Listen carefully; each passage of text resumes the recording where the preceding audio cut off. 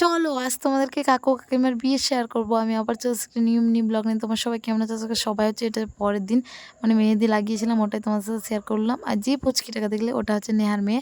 এখন আমি নেহাকে রেডি করছি, কেমন লাগছে নেহাকে একটু জানাবে। তারপর কাকিমাকে রেডি করলাম। এবার তোমাদেরকে বলি, কাকু কাকিমা আগে বিয়ে করে নিয়েছি পালিয়ে, লাভ ম্যারেজ।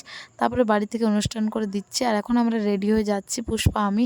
আর ওদের দুজনকে রেডি করতে আমার অনেকটাই লেট হয়ে গেছে, এখন বাজে প্রায় 3:30টার মতো।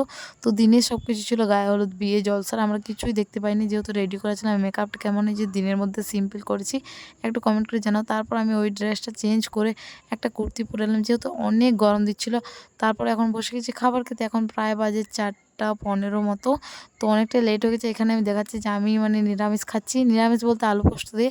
আর ওরা খাচ্ছে খাসির মাংস, আমাকে বলছে খাবি, আমি বললাম না আমি খাই না। তো তারপর এখানে বসে আছি, এখানে মেহেদিটা একটু দেখাচ্ছি যেহেতু হাতটা অনেক সুন্দর লাগছে, তো বারবার দেখাচ্ছি। তারপর বালিকাতে বসছিলাম, কারণ একটাই জানো, অনেক গরম দিয়েছিলো, বালিতে বসলে একটু ঠান্ডা ঠান্ডা লাগছিলো। পুষ্পার সাথে অনেকদিন পর আবার দেখা হচ্ছে, আবার তো বাড়ি চলে যাবে। তারপর গিফট থেকে একটা বোঁদ পেয়েছিলাম, তো ওটা আমি কোমরে বেঁধে সবাইকে দেখাচ্ছি, সবাই অনেক হাসছে। ব্লগটা এ পর্যন্ত ভালো লাগলে লাইক করো, আর না ভালো লাগলে তোমরা যেতে পারো। টাটা বাই, হরে কৃষ্ণ, রাধে রাধে।